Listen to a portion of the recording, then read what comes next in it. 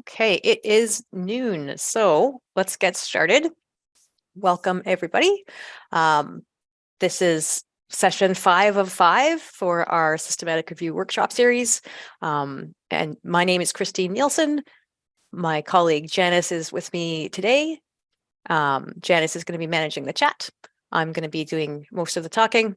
And our colleague Maylin is also with us today. She is going to be helping me out with some of the Covidence demo to make things work through the system in parts where we need 2 people to do things. All right, so just as a quick recap, oops, here we go. This is the last session, right, of our series. So I know I've recognized some names from before, so welcome back. Just like the other sessions, we are recording this one, and it's going to be posted on our KS website along with the slides for today. So you can always review at a later date. And the nice thing about the recordings that I always like to do is that I can speed up playback, so it doesn't take quite as long as the original. All right, so Covidence, very exciting. Let's get started. We've got our objectives here that were advertised for the session, and basically this is a crash course, right? So what Covidence is, all the kind of pieces, how to use them, all the good stuff. Right. And we've got an hour and a half for our session today, and it's going to go right from setting up the project, okay, to the end where you export things like your RS files for your included articles, your inter-rater reliability data that you've extracted, and a PRISMA chart as well. And I know we've mentioned PRISMA and the PRISMA chart a couple of times already, so you're going to get to see one, right? Lots of ground to cover, like I said, but if you have questions as we go along, just don't be afraid to enter in the chat. Janice is going to be monitoring chat. And we're going to aim to have some time at the end as well. I'm going to do my best to stick to time today. So let's get going here. And I am actually going to get rid of my video. Okay, here we go. So what is Covidence? Covidence is a software program, and it makes conducting KS reviews easier, particularly screening. It's online, so you aren't tied to a particular computer to work on a project. I mean, I don't know how it looks on a phone, but if you're on one of the buses that have Wi-Fi and you got an iPad, you could do some article screening on the bus, right? As long as you've got an internet connection, you're good to go. There are some folks who prefer just to use it for screening, and they do all the other pieces of their review outside of Covidence, but you can use it to facilitate your quality assessment and data extraction, and then export that data to whatever program you're going to use for your analysis afterwards. Okay. So like most really good software out there, Covidence is a paid product, but we subscribe to it on behalf of the U of M community. That's you. Now, because it is a paid product, you have to sign up through our KS support page. Don't go directly to the Covidence website, because you'll end up most likely accidentally just signing up for the free trial, which is much more limited than what you do, or what you would get, pardon me, if you sign up through our account. So if you go to that Covidence page, we've got kind of the steps for what you need to do to sign up. There are some links to some help resources, and then our login to Covidence button at the bottom here. And once you're at the Covidence site, you can like bookmark this page or something and just go directly there. And it looks like I've already logged myself in, so you didn't see the login, but that's okay. Right, so I'm just going to switch back real quick. Okay. As I said, we're kind of walking through a project. So the demo is going to use a extremely scaled down set of records just so that we can do things quickly. And for my review, I'm going to be doing a scoping review, right? Looking at what mental health outcomes are discussed in relation to North American Housing First initiatives. I'm not sure where everyone is coming from which departments today, but if you haven't heard about Housing First, the definition of the Housing First model from the Homeless Hub website is it's a recovery-oriented approach to ending homelessness that centers on quickly moving people who are experiencing homelessness into independent and permanent housing, and then providing additional supports and services as needed. Okay, so I'm going to flip back to Covidence. All right, so, oh, wrong tab. Sorry about that. So I need to start my review. I need to set up, right? So when I'm in my dashboard here, it's got a list of all the reviews, right? So this your reviews, this was actually the one I accidentally signed up for with the like the free trial kind of thing. University of Manitoba Knowledge Synthesis, those are the ones that I have personally set up through the U of M subscription, right? And there are a few. And then there's another project that was actually set up. I'm on a team with someone from UVic, and so they're the ones who set it up, but I can still access it. It's just under a different category, right? So to start a new review, just click Start a New Review. It's straightforward enough, right? And the first thing it's going to ask is if this is a Cochrane review, because they have arrangements with Cochrane. It is not, so I'm going to say no. And it needs a name. So SR series demo Housing First. Okay, actually Housing First model. And like we've been talking about how there are different types of reviews, and you can use Scopus, pardon me, you can use Covidence for different types of reviews. And they've got some kind of more popular ones listed here, right? I've picked, I'm doing a scoping review. If I was going to be doing like a realist review or something that's not in the category, I would pick other. I've got scoping. They ask about area of research, say medical and health sciences, and what account do I want to use, right? And with the University of Manitoba subscription, when you sign up through our subscription, you have an unlimited number of reviews of individual projects you can set up through Covidence, right? So make sure to check that one off. I'm going to create the review. All right. So the view that we've got here, right? It kind of skips to this area here. Oh, sorry, was somebody going to say something? Was that you, Janice? No, okay, sorry. Yeah, so the view, my mic was on. It wasn't me. I just dropped in some links into the chat. Ah, wonderful. So, thank you. Okay, that's great. Yes, anyway, so it kind of shoots us over to the settings automatically, right? Because we've got to set our settings. And right now we've got one reviewer. That's me, right? So I need to invite another reviewer, and that's going to be Maylin. Methodological guidelines. We've talked about methodological guidelines in the past. For SRs and scoping reviewers, call for 2 reviewers. I'm going to try and talk and type at the same time. The reason that we do that is we want to reduce the potential for bias in the final results of the review, right? Because when you're doing your screening at the different, both like the title abstract phase and the full text phase, there's interpretation going on, right? And so because there's that human element, we want to try and minimize bias. If you're doing a rapid review, you can kind of decide whether you want to do either 1 or 2 screeners.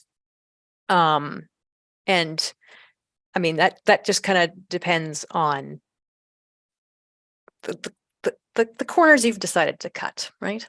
So I've invited Maylin. You can see that she's in the list. Apparently email is queued for sending. I'm not sure exactly what the timeline is for that. There's usually a few minutes anyway, but we have a little bit of time. Oh, I've Maylin? already accepted it. Yeah, I've already accepted it. I'm in. Fantastic. So there you go. Not too shabby. Perfect. Okay, so I've got my 2 reviewers. Wonderful. If I go to my team settings,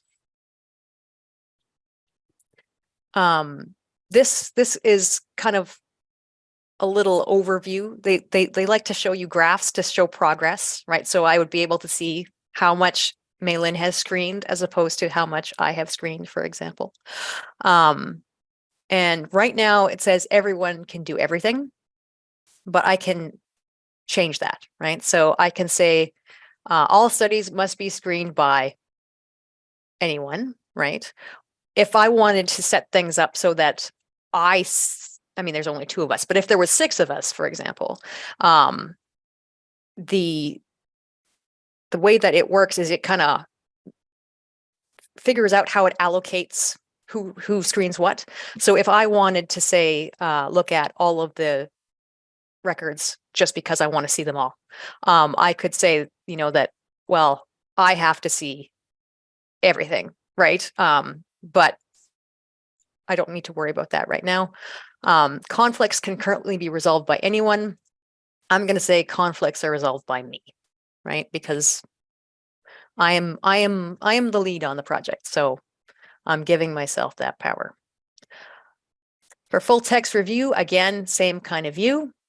Everyone can do anything, or you can manage rules, right? So all studies must be screened by anybody, right? So if there's 6 people, it's not like there's a division and you only see certain ones. Again, for the conflicts, I'm going to say that I resolve the conflicts.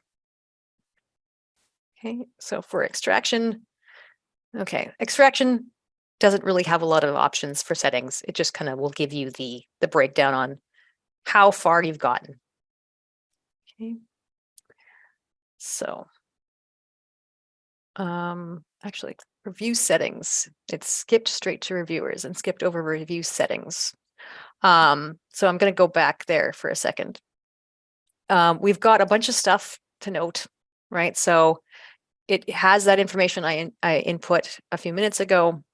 You can put the date of the last search. January, February, March, April. April is the 4th. And I'm just going to say that it was today, just because maybe I can't say it was today. It's not going that far. Anyway, 2023. You could probably put in there's not enough space in here to put like all of your search strategies. So I'm just going to make a note that this is where they would be if I wanted to see them, right? So in my H drive, this is the folder, and then the subfolder, pardon me. If this is a new review, don't worry about the citation bit. This is just if you are updating a previous review, right? So the publication that you are updating. Okay. I mentioned that we need 2 screeners for a systematic review or a scoping review. It defaults to 2. Same for full text and same for data extraction, right? For data extraction, like I said, gold standard is to extract data in duplicate to catch conflicts. Maybe there's some mistakes, kind of catch them that way. But we don't really have time for that. So I'm just going to say 1 person, and we're going to go from there. But normally you would put 2. Okay. For data extraction, there are 2 options, right? So I have it as extraction number 2 here, customizable structure to support all review types, supports dual reviewer and single reviewer extraction, and it'll export to CSV. So CSV is you can open that in an Excel in Excel, I guess, right? If you went with number one, you would have to have, this is my understanding, it supports the dual reviewer extractions, but not the single reviewer extractions.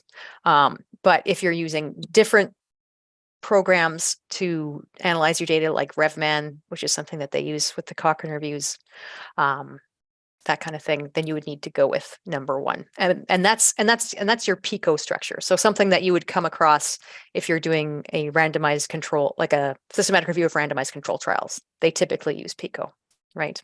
But number two is more appropriate for me in this situation. Okay, I'm gonna save that. Any questions or anything like that? I'm going to continue on with criteria and exclusion, but I feel like I'm going through this form pretty quickly.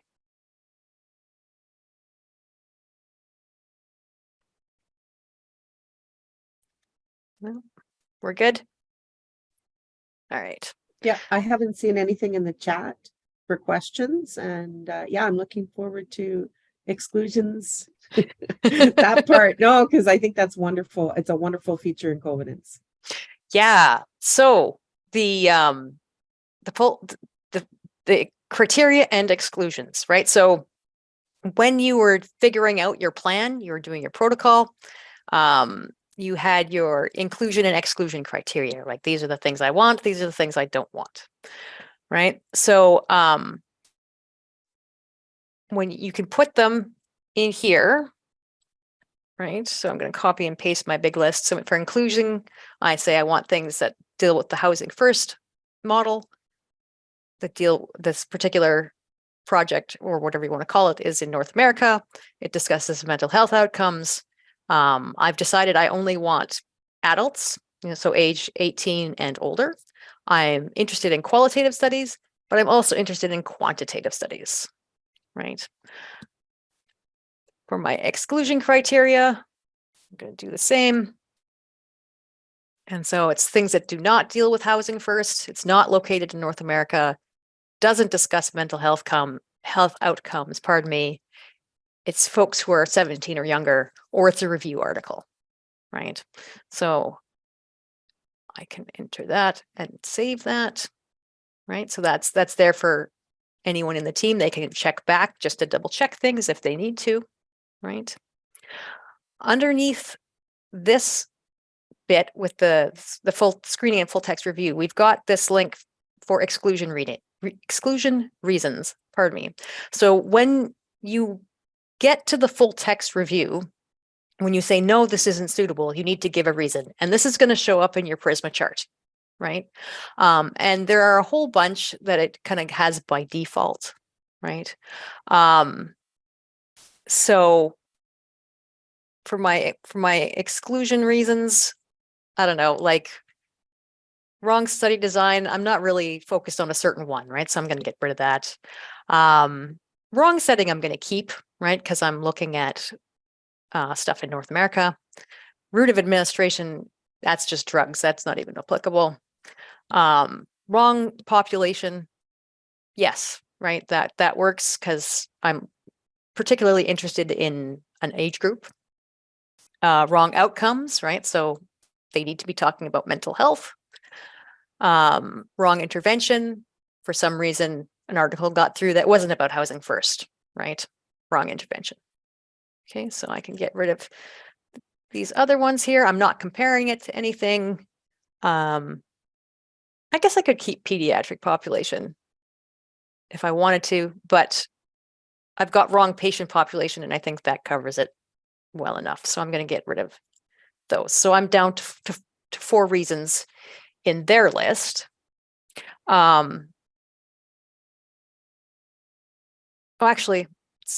I will do study design, maybe, because I am excluding reviews. So I'll put that back in. Wrong study design. Right, and there it is. But I can have other reasons as well. And the one that I'm going to add is that full text could not be obtained, right? Because obviously if I can't get hold of the article, I can't include it in my review. And there's, I mean, I'm sure you all know, like there's ways you can try to get hold of articles. You know, if we don't have a subscription through the library, we can do interlibrary loan, that kind of thing. But every once in a while, there's something that we just can't get, right? So we can't include it, but it's not because it was not suitable in these other ways. It was just that we couldn't get it, right? That's important to note. Okay. So I've got my reasons, and then we've got highlights as well. Okay, and this is it's just intended to be an aid, right? So when you're looking at the records, if you want certain words to kind of jump out either for the inclusion piece or the exclusion piece, you still got to pay fairly close attention when you're doing the screening, because if, for example, we're talking about adults and children, I'm particularly interested in adults. And so if I put child in the exclusion highlights, if I just see child and I get delete, or not delete, but say no right there. If it's an article that talks about both adults and children, well, then I have a problem, because if the authors of that article have data that I can just take the adult piece out and still use, and it would be useful for my study, I want it, right? So you just got to pay attention, right? So let's add some words and phrases. And I have some prepared, so I'm just going to copy and paste, right? So I'm interested in housing first, so I can add that. I happen to know that there was a project here in Canada, a housing first project called At Home Chez Soi. So I'm going to add that too. I'm also going to add Chez Soi on its own. And I'm going to say Canada.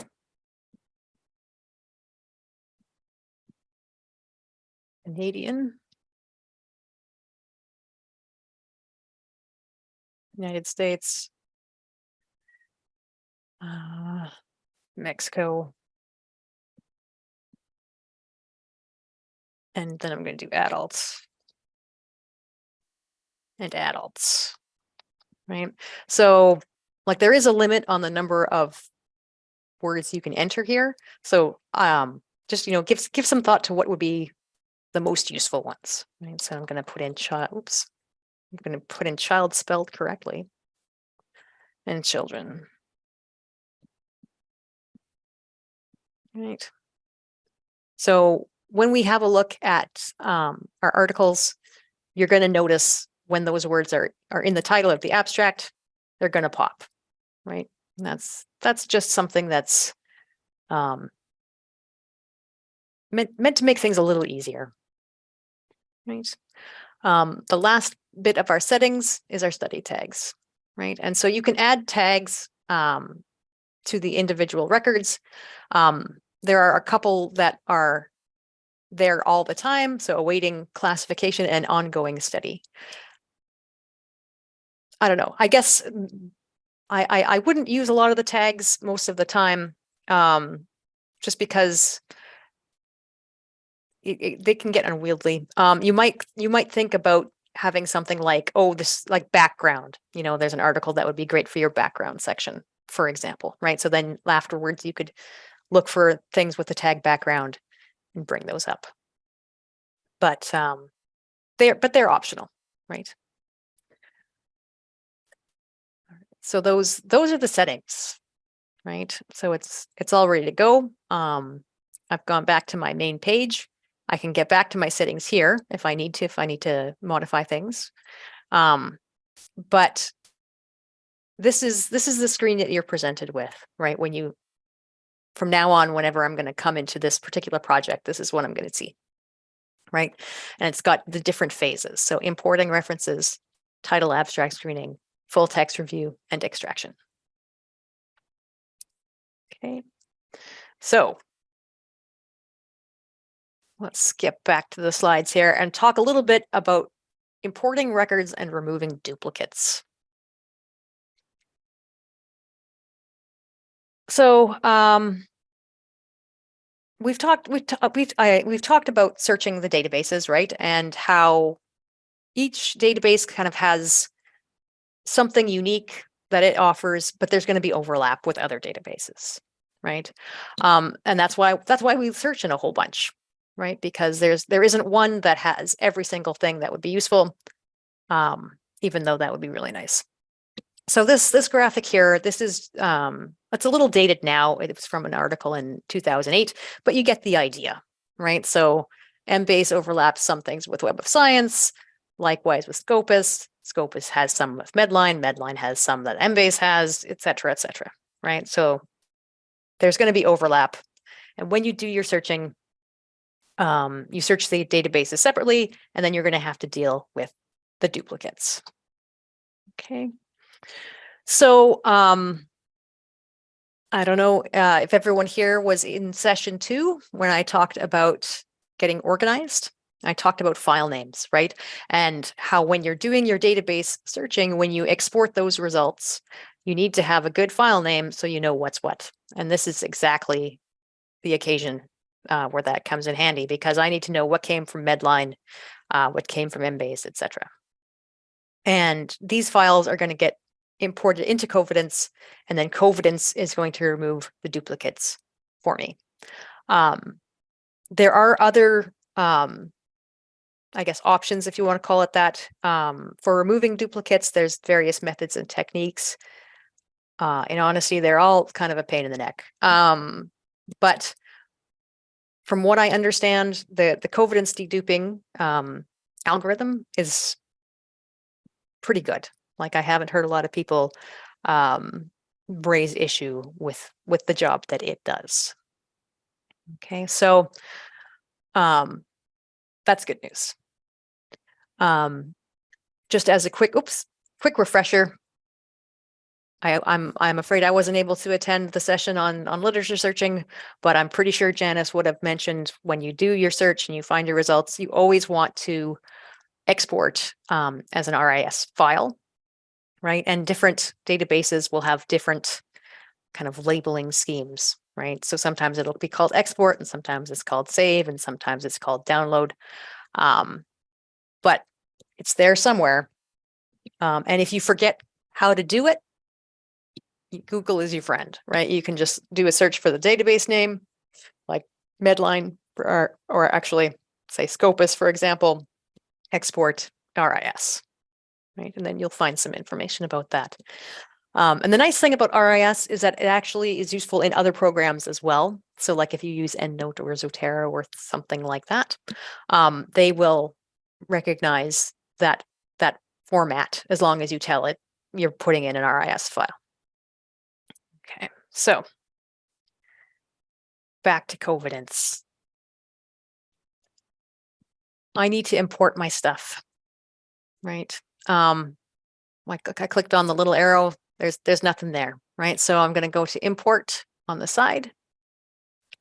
And this is where I'm going to see my options here. So we've got different options for where to put the records. Like right now, we're just going to screen, right? Most of the time, I would say that's where you're putting stuff, right? So let's say screen. We're going to say the source. So one of my, actually, I'm going to drag my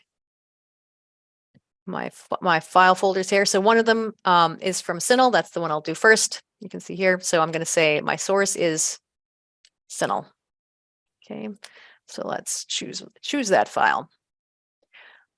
There it is. I'm going to open it up and import. So again, I'm doing a very small number, right? So you can see now suddenly in title and abstract screening, there's 9 things. But I'm not done. I need to import all of them before I get going. So I'm going to go back. Okay, so the next one was, what was the next one from? Social care online, right? So I'm going to put that in screening. I don't see social care online anywhere in this list. It's a little obscure. So if I don't see what I need, we've got this manage sources. And then we can add it. So social care online. There we go. There it is. Now, when I go to my list, I can select it. Okay. And just like before, I'm going to find that in my folders and upload that.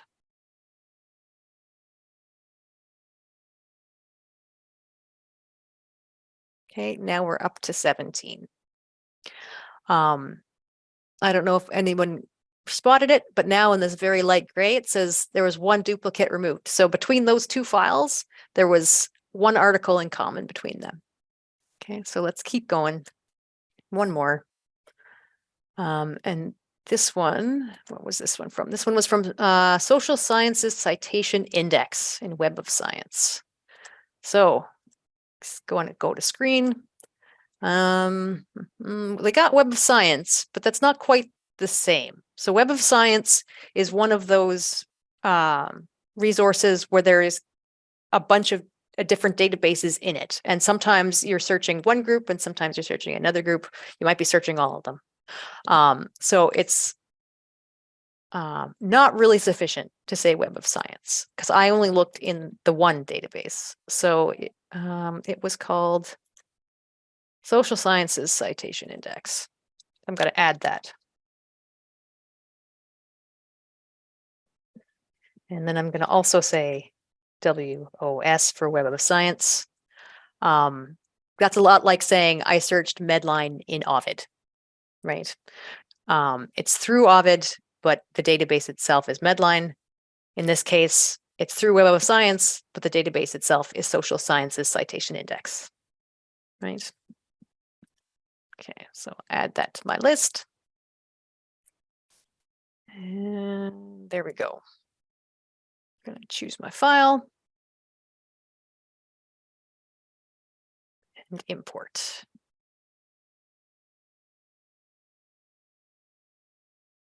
Okay. So now that I've done that, you can see in this title abstract screening, pardon me, there are 24 available to screen, right? If I look up here, this 5 total duplicates removed. If I click on that, I can actually check. I can look at these items, and if I'm not really sure I trust the algorithm for Covidence, I can go through and I can be like, yep, that's a duplicate. Yep, that's a duplicate. And if I come across one that actually isn't a duplicate, then I can flag it as not a duplicate, and then it's going to be added to my screening, right? When you have 5, it's not so bad. If you had like 400, I don't know, you might want to give some thought to whether you trust it enough to just believe it, or if you want to go and do the double check. Okay. In this screen, you can actually get information. How does Covidence detect duplicates? So if you're wondering how that works, right? We've got a little FAQ. So what counts as the same, right? How is it looking? You can read up on that. Okay, so if I go back, the only other link in this screen I want to point out is this manually marked duplicates, because most of the time something is going to slip by, just because these things aren't perfect, right? So you might be doing your screening and you'll come across a duplicate, in which case you can mark it and then it'll show up in this area here. Right now there are none because I haven't actually screened anything. But that will, rather than just like deleting it or something, that counts it as a duplicate, pardon me, and that's going to inform your PRISMA diagram as well.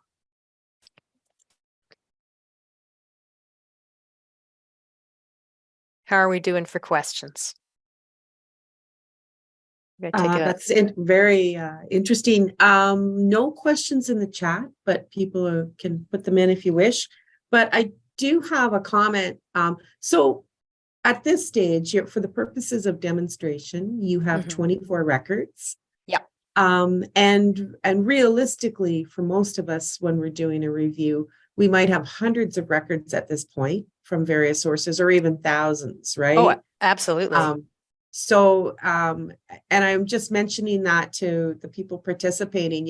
It's very common that at this point you might have 2,200 from one database and 2,900 from another database, even if you just search Medline and Embase. So you'd have clearly over 5,000 records. But the purpose of Covidence to do pretty good deduplication would take that 5,000 records and reduce it by maybe a third or so, because there would be a lot of duplication. So instead of having 5,000, you might have like 3,000 or 3,200 as an example. And so the screening, so it's really it's a very valuable tool. Takes, as Christine showed, it takes a few minutes to sort of set it up, but that when you see them, Christine and Maylin, do some screening, you'll see the value of the inclusion and exclusion criteria being shown. And also, this is, as I said, usually you have thousands of records, but you can change that and have a far fewer number to screen. Mm-hmm. Yeah. So it's really nice. People like Covidence a lot. It makes things a lot easier. All right. So I'm going to flip back to the slides for a little bit. We're going to talk about screening a little more. Okay. So when we have the screening phase, this is where, that you and your team members, you're going to separate the items you want to include from the ones you don't want. And this takes place in two phases, right? So there's that title abstract screening that we saw, that little kind of heading for, that's to get rid of the stuff real quickly that is obviously not relevant, right? It just happened to show up because of this a search term that you used is used in a different context or something like that. The second phase is the full text, right? So you actually go to the article full text and have a look at that to determine whether or not this is something that you should include. And as I mentioned, we want to have at least two people, right? And looking at every record to reduce bias.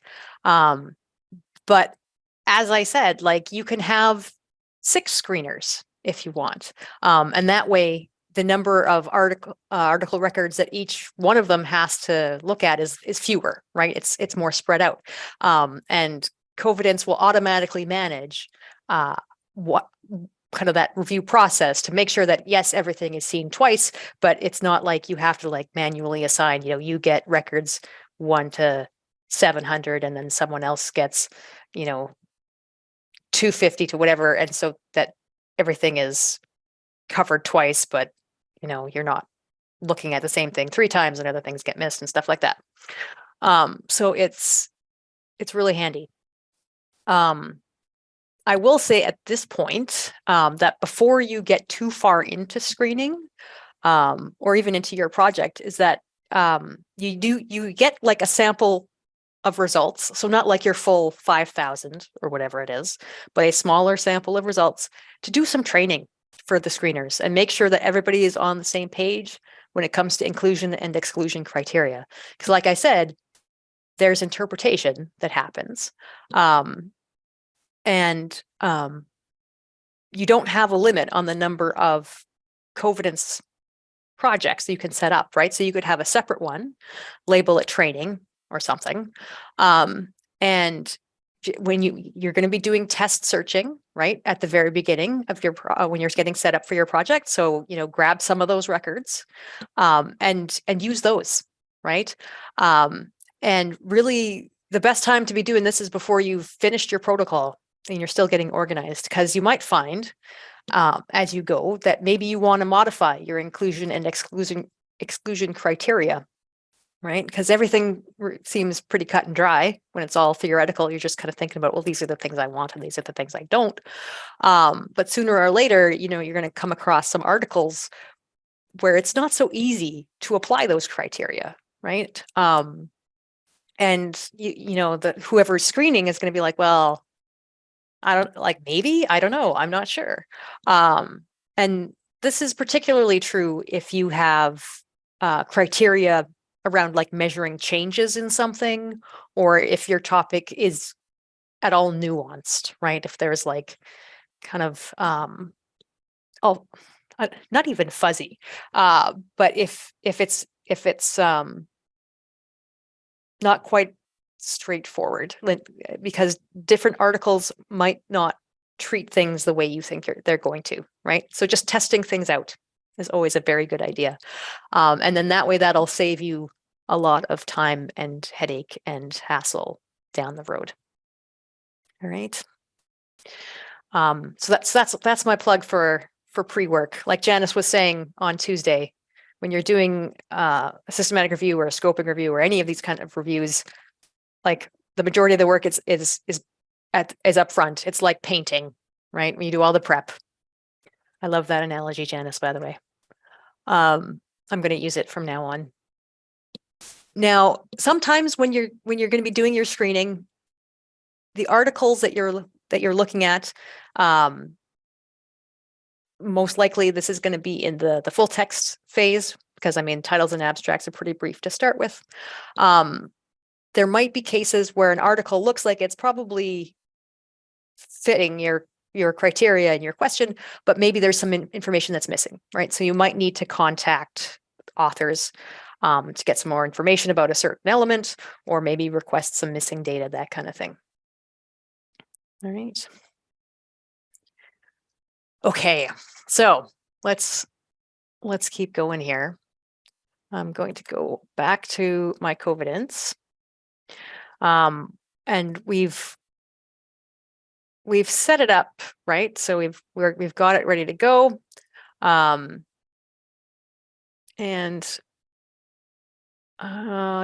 so let's go, right? So we're going to go to continue.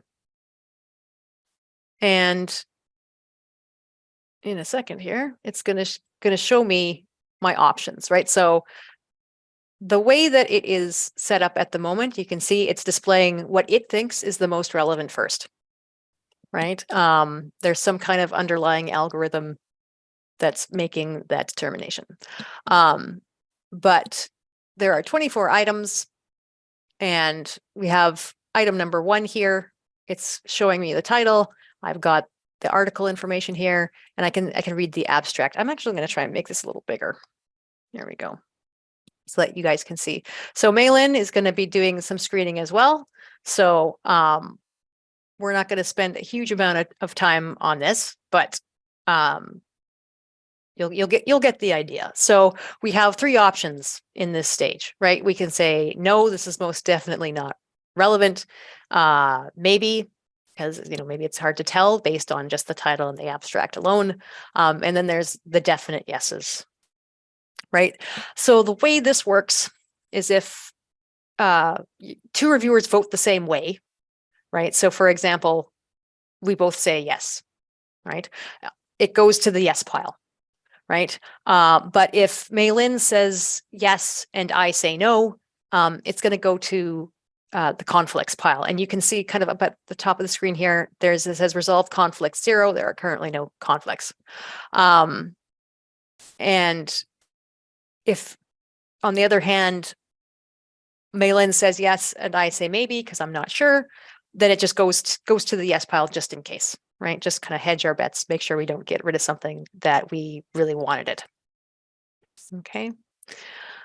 So as I look at stuff, I can give it a read. I can add a note here if I want to, right? Here's my option. If I spot a duplicate, I can mark it as a duplicate. And then we've also got a history for our item, right? So you can go back and look and see, okay, how did I vote on this? Was it voted one way and then brought back, or that kind of thing? So let's just really quickly, I'm going to say that's a yes. I'm going to say yes. Sure. It's a yes. Well, maybe, I don't know.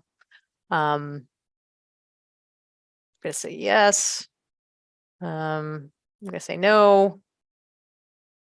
Right. Maybe. This one's, oh, I can see this one's in Norway, so I'm going to say no. And just kind of keep going. Just going to pick some at random.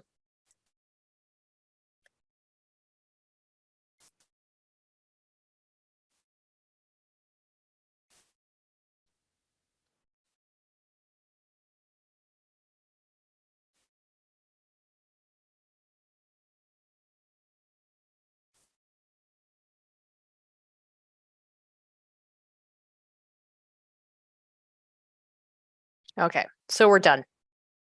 Okay, if I go back to my title and abstract screening,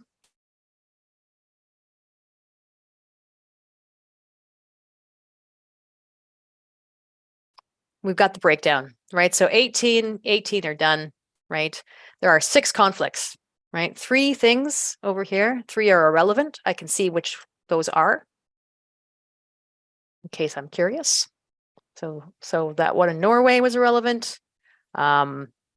This one was marked as irrelevant. This one was too. Okay, so I'm gonna go back and right now it's prompting me, says like there are 6 that we need to resolve, and I'm the person who gets to resolve them because I said so in my settings, right? If there are conflicts, depending on how your team has decided to do things, it might be like a third person is the tiebreaker, right? In which case like, they would need to be in the system as well. And you indicate that they are the person to resolve conflicts. But sometimes groups will just say, you know what, we'll sit down together, talk it out, and resolve by consensus. So that's an option too. You just have to make sure that whoever can resolve the conflicts goes in and resolves them. Right. So I can see Maitland voted, I voted. So, right. So this is important. If there was like 6 screeners or something, we can see who looked at it, right? So maybe if you need to have a chat. And let's see, effective, so randomized control trial, mental disorders. Okay, we'll say yes. Right. What works in evidence knows mental health? We'll say no. Say no. I'm going to say yes. Sure. And yes. Right. Obviously, if this was a real review, I would be spending way more time reading these and evaluating them, right? But even so, the interface is really nice. It helps you move through things quickly, right? So now there are 5 that are irrelevant, none left that need to be screened. And we go back to full text review is the next stage. So let's skip back here to the slides because I have some things I need to talk about for full text. All right. And one of them is about copyright, right? So things that are out there as open access publications, copyright, not so much a consideration, but for things that we have subscriptions to, right? They are not available as open access items. Sharing them with folks outside of the U of M is not something that you're supposed to be doing, right? So this is something to keep in mind. Sometimes there are teams where there are people from other institutions. This is something you got to keep in mind, right? So this is not something I want to spend a ton of time on, but just remember that copyright refers to unauthorized distribution, right? And this can be considered distribution, something for you to think about. All right. Oh, apparently that was it. Okay. Well, there are a couple of ways you can upload things for full text, right? So you can't do a full text review without the full text. You can do it individually, right? So if you're looking at this one, you can just go here, upload full text, find it in your files, and attach it, right? Doing it one at a time, that's one way to go. Okay, they also have this, where to go? Oh, it's up at the top. Bulk upload missing full texts. Right. Now that's, I mean, it may or may not be less work, right? So you still have to go through the legwork of actually tracking down the full text PDFs for each article. You just happen to upload them to Covidence all at once, right? And I'm going to show you that in a minute. I do want to point out, if I don't believe any of these are, but if there are items that are open access, as I mentioned, they're just out there, they're open access. Covidence will actually just upload it on its own, right? So you don't have to worry about that. I'm going to use Zotero for my bulk upload process here. And so let me grab my Zotero and just kind of show you here. Here we go. We've got a whole bunch of stuff, right? All our records, right? And you can see that they've all got the PDFs attached. Something that's important to note is that when you attach things in Zotero, sometimes the file names are super useful, right? It's got the author, it's got the year, it's got the title. This one has the same, this one not so much. It just says full text, right? Just because of the way that it was downloaded, the name that was automatically generated, not so useful. But if I right click in Zotero here, I can select rename file from parent metadata, right? So now it's going to match. Okay, so it's the Home Chessois Investigators 2017. There's the title. So I just want to make sure oh, does this one not have? Oh, that one doesn't have it. Well, that's okay. Because that's not one of my included anyway. Oh, accepted version. That's not useful. Let's see what happens if I rename that. There we go. That one's good. That one's good. Just kind of go down the list. Do the same for this one. Rename file from parent metadata. And this is important because when you try to upload stuff into Covidence, if the file name is kind of weird out there, it's not going to be able to attach it to the right thing, right?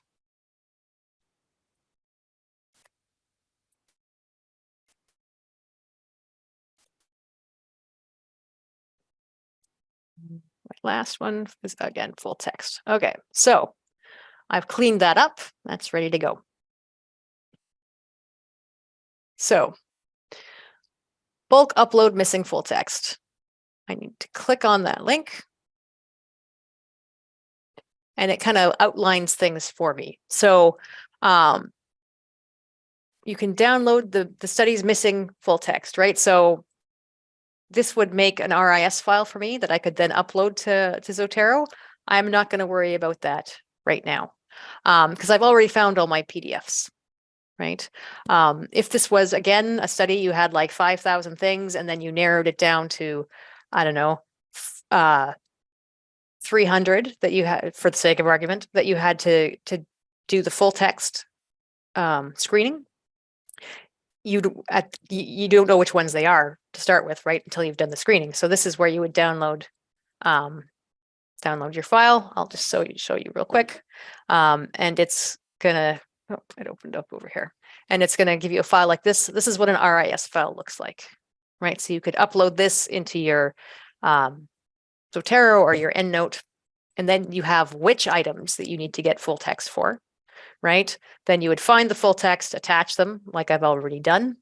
And then you would take your information from Zotero and put it back into Covidence, right? So what I need to do is I need to select my records, right? And at this point, I'm going to go and do an export, right? So, no, I don't want to export the whole library. Here, actually, I'm going to collapse these all first. Maybe that'll make the difference. Oh, I know what I did wrong too.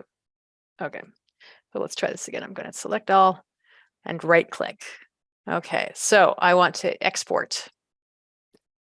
Right, so I selected what I wanted, I right clicked, and I have to pick the correct format. And in this case, it's not RIS that I want. I want EndNote XML. And conveniently, it's already in the list here for me. It's selected. I don't need the notes, but I do want those files. So I want to check off export files. I'm going to say OK. And it's going to go to my downloads folder, pardon me, so that's fine. I'm going to change the name so I can recognize it for sure. And it's not that many, so I think it's probably done. So I'll just minimize this. Okay. So step 3, I need to choose my XML file. Actually, before I do that, I'm going to go to my downloads folder, right? And we can see exported items, SR series. And there are 2 things here. So this here, exported items, SR series, this is my XML document, right? And that's the file that I want to upload here. And then we've also got a folder called PDF, right? And that's where all those PDFs are stored. So I'm going to go to downloads, exported items, select that.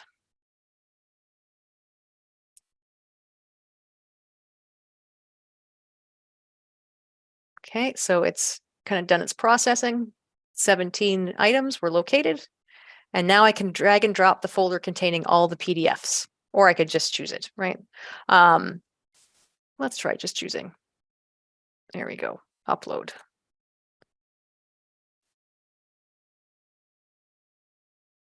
Okay, so 17 PDFs were uploaded. Excellent. So let's return to full text screening. If anyone was paying attention, it said 17 were uploaded, but I think I exported 21 or something like that. That's because I still exported all the excluded ones, but it just didn't match up the excluded items to the full text PDF items. Does that make sense, or is that too confusing?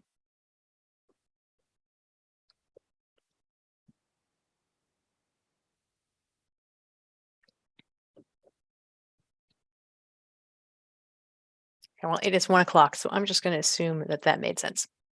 All right, so now we can move on to the next step, right? So we've got our items here.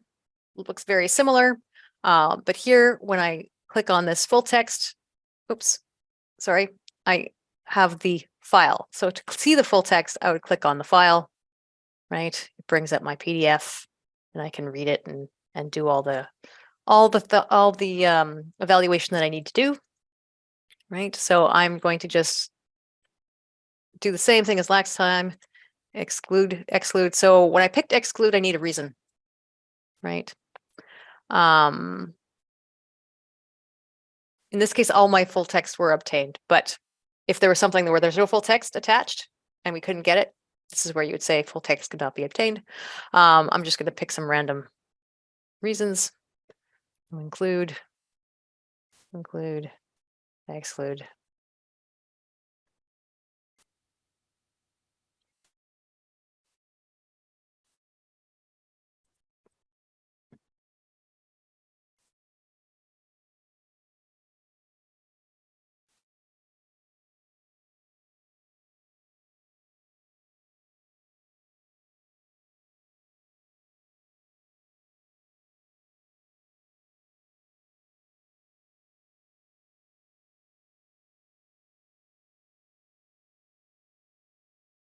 Okay.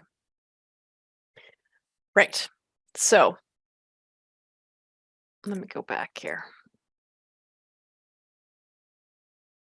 In this case, we did not guess nearly the same way, right? So 9 were the vote was the same for both me and Maylin. We have 10 conflicts. So I'm going to go resolve some conflicts. Okay. So I'm just going to make some selections here. Oh, this one looks like no reason was given. Okay, so let's, oh, sorry. 2 different reasons were given. My mistake. So usually what happens is when you have your reasons, you start at the top and work your way down. So the first one you hit that doesn't fit, you just select that one, right? I'm not sure off the top of my head what order these were in, so I'm just going to say wrong intervention, right?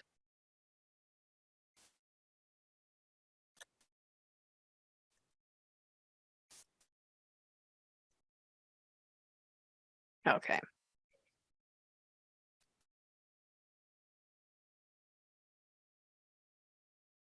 Right, so now we've excluded 6 in this stage, 5 were excluded at that stage. None are left to screen. Now we're back to extraction, right? And I'm going to flip back quickly to the slides again because I want to talk to you a little bit about quality assessment and data extraction. Because we don't really talk about that up until this point in the series, right? So quality assessment. If you're doing a systematic review, you have to do an assessment of the quality of each of the articles that you're going to include to determine if you're actually going to include them, really. But like once they've passed this far, you would assess their quality. The idea being, you're for a systematic review, you're essentially kind of trying to come up with the right answer, right? So you're taking data and pooling it and coming to some kind of conclusion. If you have a poor quality study, the data might not be so reliable, and then that would impact how reliable your results are, right? So this is why an assessment of study quality is included. A scoping review doesn't have to, because it's a different type of question, right? So like the scoping reviews, we're talking about kind of what's going on out there type questions, right? So like, how is this discussed in the literature? What are the interventions that are people using? There's no kind of judgment involved, that you're just trying to kind of see what's going on, right? Whereas in systematic reviews, it's like, does this work? Yes or no, right? When you're doing assessments, you need to have an assessment tool, right? You're going to pick an assessment tool, and you have to pick one that is suitable for the type of research that you're assessing, right? So if you're assessing a randomized control trial, you're going to look for different things than if you were assessing case studies, right? As an example, or an interview study, right? So you kind of have to make a judgment, right? Like what type of tool do you need? There are all kinds of sources where you can find tools, right? So JBI's got some. There's a program called CASP, right? They have various checklists. There's something called the Systematic Review Toolbox. It is not just assessment tools, but pretty much like all things systematic review. I find the search box doesn't work the best, or at least it hasn't the last few times I've been using it. It kind of mixed together reporting guidance and quality assessment tools at the same time, but just kind of be aware, right? So just kind of do some exploration if you're going to be using that particular tool, right? So, yeah. Oops, did I move backwards? I think I moved backwards. Sorry about that. Here we go. Oops, too far. All right. You also need to learn how to do the quality assessment, and that is really beyond the scope of our series here. Definitely don't have enough time to talk about it during this session, right? But there are different resources out there for you. I've listed some here. So for example, the National Collaborating Center for Methods and Tools, they have a bunch of critical appraisal modules for different types of studies, right?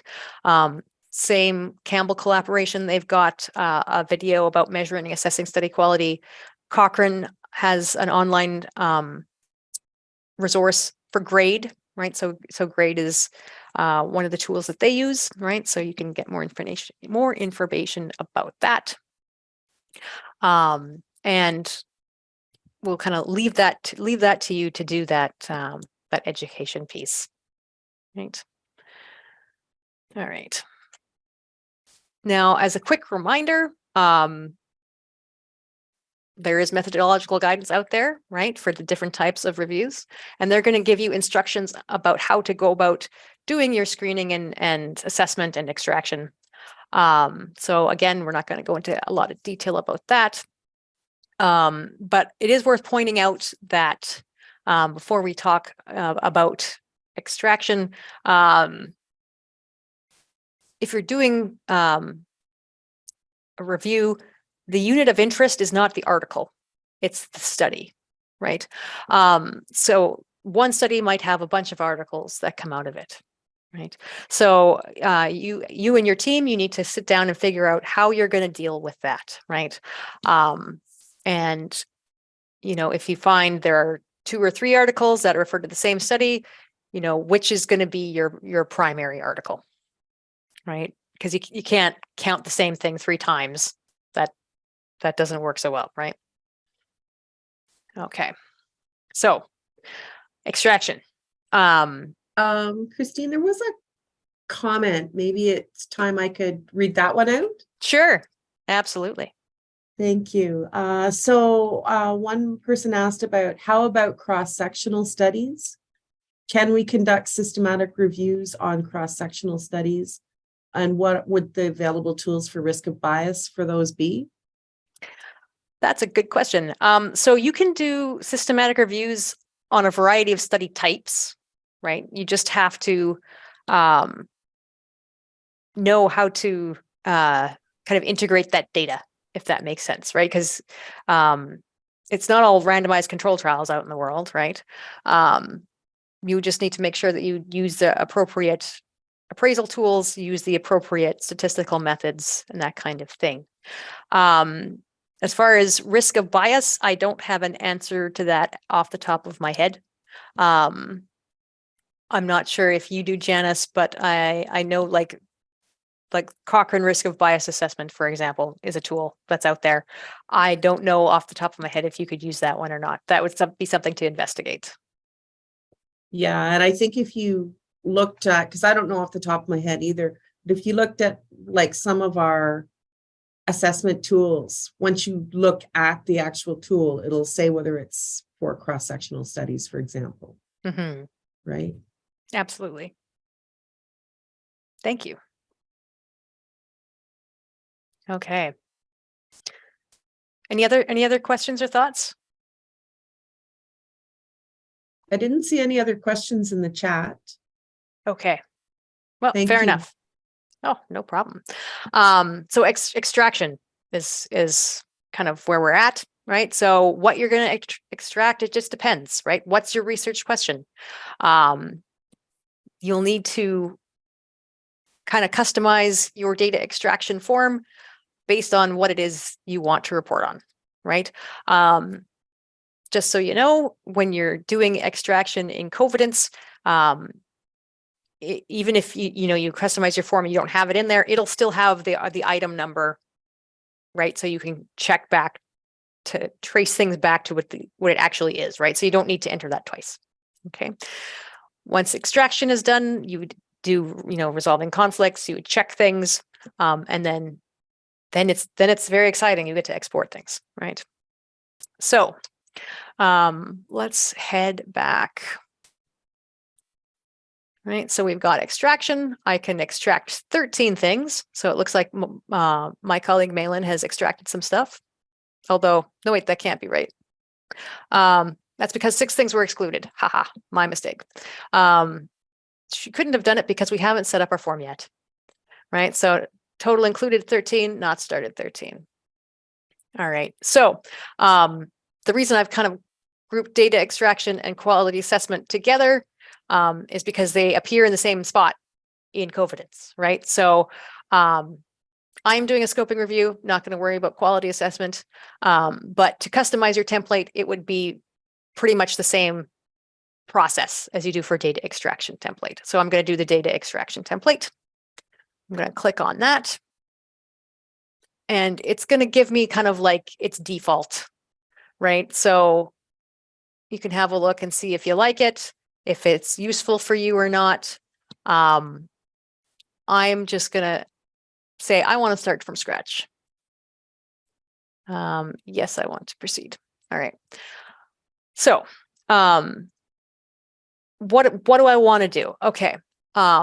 Here I can say I want to add something. Okay, I'm going to start with the type of study it is, right? So I'm going to say I'm going to pick multiple checkboxes. And I'm going to call it study type. And I can put in my options. So I'm going to say case study, randomized trial,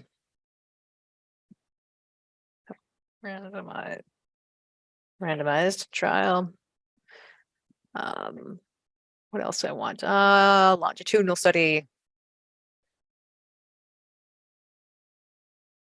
And qualitative. Oops. Right. I've said as a checkbox, I can pick more than one because I could say it's a longitudinal study, but it's also qualitative, for example, right? I can over here on the left, I can put some instructions, right? So for whoever is doing the extraction, maybe it's me, maybe I need a reminder of what my plan is, right? And I have the option to add an other, right? So, pick other and then have a little box. You can see it on the right, what it's going to look like. So for the next thing, I'm going to, oops. Is it this one? Okay. I am going to say, what's the geographic location, right? So this is not something I can predict. So I'm going to say text box. So geographic location. I have my instructions that I came up with to myself. I'll put them in there, right? So if it's more than one location, separate them with a semicolon, right? So next, what am I going to do? Mental health. I'll call it mental health. Oops. And this is where I'm going to capture the aspects of mental health that are discussed, right? So put that in there. You can see on the side how it looks. And I'm going to do one more. I'm going to do a table. And this is going to be patient characteristics. And now you can see over on the side here, there's not just instructions. Now I can label my columns and my rows and all of that kind of thing. Right. So let's see. I'm going to say, I mean, this is a fake review, so these might not make the most sense, but we're just going to go with it. Right. Actually 18 because it was 18 and above. 31 to 50. Can add another one.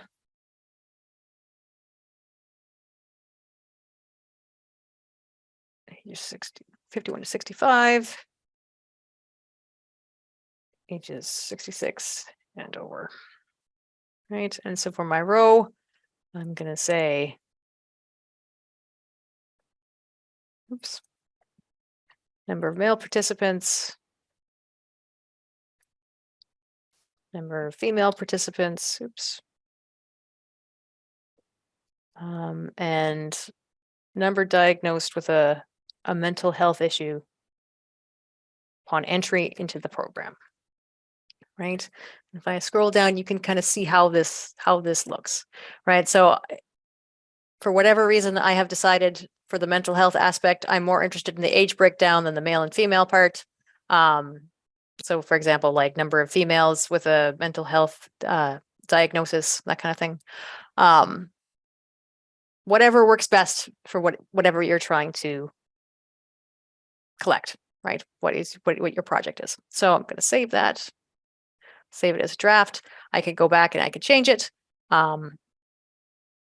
This one, I don't know what this one is. This one was just kind of there, so I'm going to delete it. Okay, so let's publish it. Now, when I go to my list, right, you'll notice up here, we have this merge as study. This is what I was talking about when you have multiple articles coming out of the same study, right? So you could mark them off and say, this is the same thing, right? So let's begin extraction here. Okay, so when I click on that, I get to see my full text, right? So I can find my information in the article itself and then fill it in on the side. So I didn't actually notice, but I'm just going to say that this is a longitudinal study. This is, I don't know, say Alaska.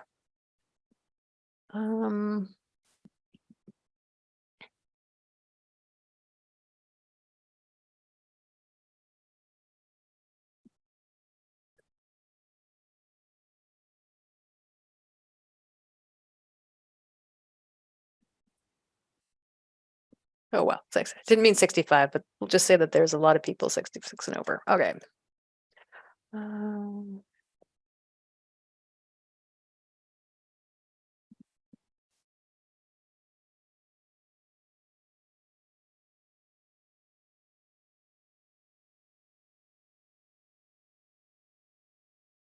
Okay, right. So go through all my things, collect all my information. I'm going to say that one is complete. Right. So I can move on. Right. So it says I completed it less than a minute ago. I can go back and check. Right. And here, instead of saying begin extraction, it actually says begin checking. Right. So this is my double checking mechanism. Right. So I'll do one more. We won't do all of them because we don't have time for that.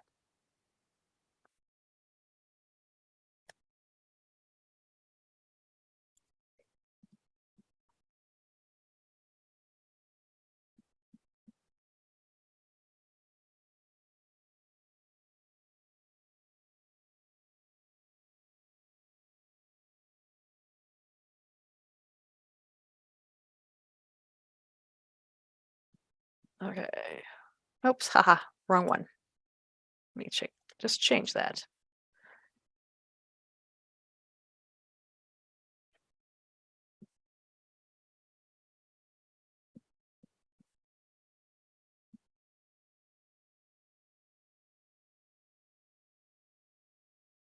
Actually, I'm going to make this bigger so we can see the whole table.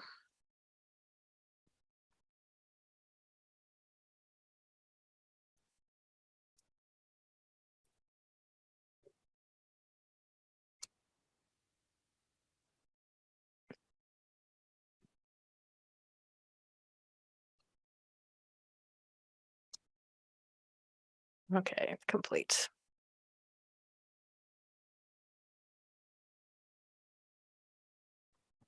All right. So for the, I'm sure you get the idea. So for the purposes of time, we're just going to skip ahead, right? So we can see that there is 9 that weren't started, 4 were in progress. So I'm going to go back.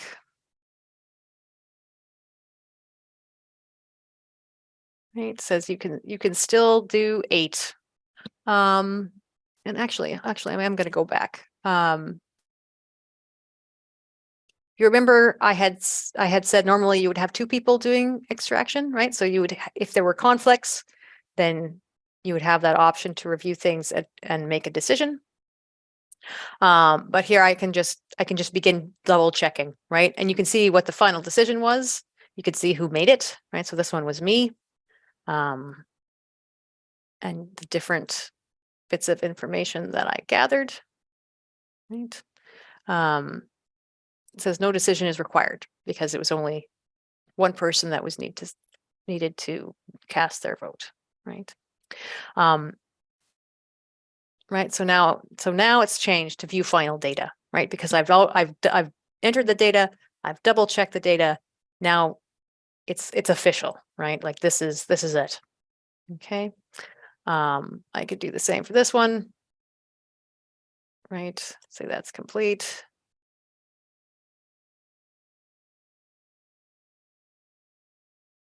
And so Maylin did this one, right? So begin checking.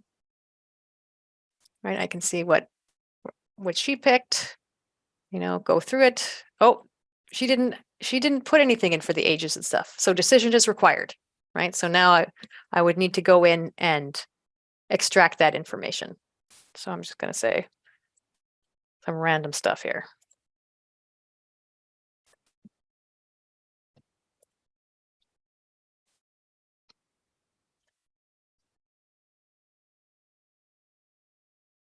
And say that that's complete. Okay, and so you would go through for all of the things that you did, and once that's done, then you're ready to export, right? So if we go back to the main page,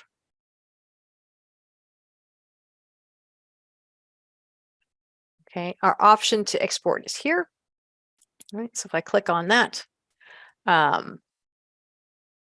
I can export a bunch of stuff, right? As I mentioned before, we can export references, right? So if I want to say, just show me all the included things, right? I forgot the excluded, just the included. I can do that, and then I can say my format. So if I'm using Zotero or EndNote, or if I CSV, if I'm using like an Excel sheet or something like that, I would pick the one that I want and export, right? Inter-rater reliability. This is important. Pardon me. A lot of times in an article, it'll report how consistent things were, right, between individuals, right? So you can put your inter-rater reliability, so title and abstract screening, and then separately your full text review. So just for fun, I'm going to do that. And then for data extraction, oh, did it? It didn't ask me where to put it. Okay. I'm assuming that this is. Let's try that again. Oh, it's pardon me. I need to pay closer attention. If I scroll down, I can see this is where I would download it, right? So I can download my inter-rater reliability spreadsheet here, right? And I went to the other page. So right, so you would have the different reviewers, you know, when one said include, the other one said include, one said include, one said exclude, you know, one said exclude, one said include. So I'm A, Malin is B, right? So then you can see proportion of agreement, the yes probability, no probability, and move this over a little bit. We've got a Cohen's kappa and random agreement probability. So it's done that calculation for us. So that's lovely. I do not want to save that.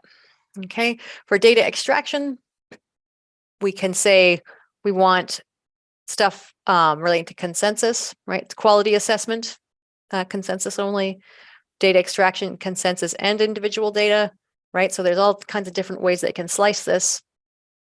Or you could just say, you know what, all of it. And again, you would export, and then down in your list, it's going to give you the option to download when it's ready. And there it is. Okay.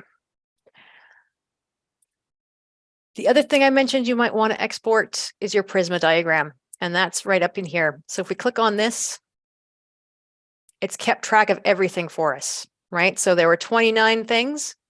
This was the breakdown for the databases, right? 5 duplicates, they were removed. 24 studies were screened, 5 were marked as irrelevant. 19 full text, 6 were excluded, and these are the reasons. Right. So this is all information that you would need to include in your manuscript, right? At the end of the day, there were 13, right? And you can download this as a Word doc. Here we go. And of course, it's going to open on the other side. I'll move it over here. See if I can zoom in on this a little bit. Right, so it's got the stuff that's in the system. There is some stuff that's empty though, right? So we mentioned Greylit in the past. So if you're using Grey Literature, resources from other sources, right? You would put that number in there, right? And this is where your record keeping comes into, right? So citation searching. So if you were looking in the reference lists of included articles, if you were doing some forward citation searching in something like Scopus, that number would go in here. And then items of Grey Literature, how many there, right? This would feed in and then adjust, right? So if say there's 10, right? Oops. These are the ones that made it, right? So, oh, interesting. It didn't update. So you would need to update that on your own. But the information that's coming from Covidence itself, when it's in the system, it keeps track of changes and stuff like that. How are we doing? Yeah, there's no comments in the chat. Thanks for showing the data extraction form. I hadn't actually seen somebody use that, and so that was really helpful for me. You're welcome. Because I don't do data extraction. I'm on the other side. I do all the searching. But that was really helpful. And thanks for generating that PRISMA to show us that it's an editable form, that we can change it depending on what our review actually looked at. If we had Grey Literature, we can add them in. We can also remove that box. And I was going to mention too that if for any reason the PRISMA chart that is generated within Covidence doesn't exactly meet your needs, or it's not as easy to manipulate and to edit the data as you would like, there are some really good templates for the PRISMA chart showing a couple of different variations of it on the PRISMA 2020 website, and we link to that throughout our web guide.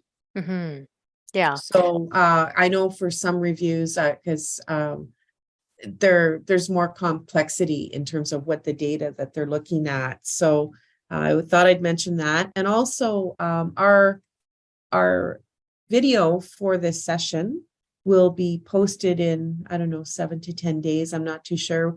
We clean it up a little bit before we post it. But in the meantime, you can also go to our website under the knowledge synthesis. And we have some links to some tip sheets and videos for Covidence.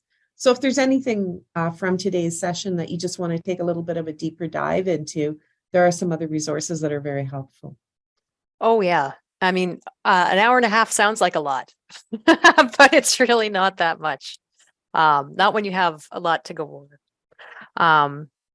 So yes, so that's about putting us to time. Any questions or thoughts? I would be interested in if anyone has decided either this is it, they're going to use Covidence, or like, you know what, forget it, I don't want it. If you might want to indicate in the chat, or use like the little thumbs up, thumbs down reaction things. I was just going to say, just for your information, Christine, we're just putting a few things in the chat. Okay. As I said, the link to the videos to Covidence and the other tip sheets. Maylin has noted that the videos for session 1 and 2 are now available. So we've put that link into the chat. And I'm going to put the link into the evaluation in case anyone has time to do a 30-second evaluation for this session. And I didn't see any other questions, but people are welcome to drop them in if they would like. And also, like, we're not going away, right? So if you find later on, after you've had a chance to think about things, you can contact us with your questions. You could send us email. You could make an appointment with us if you want to have a live, I'll say real-time chat, either in person or over Zoom or something. That's always an option too.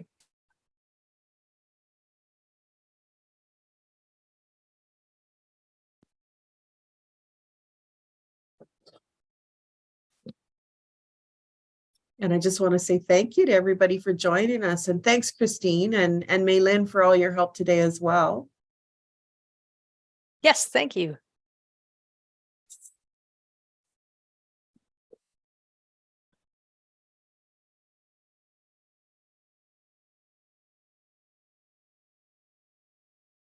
So good luck on your reviews.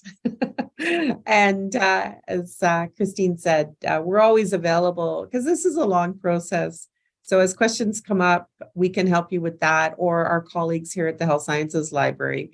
We all help each other with these different types of reviews. And it's a lot of work, but I really love Covidence because I think it really helps you to do a very professional looking product that has all of the right information. And it really does make the process go much more smoothly. Yeah, it's a great piece of software. I'm really glad that we purchased access to it for everyone. Mm-hmm. Yeah. It streamlines things a lot.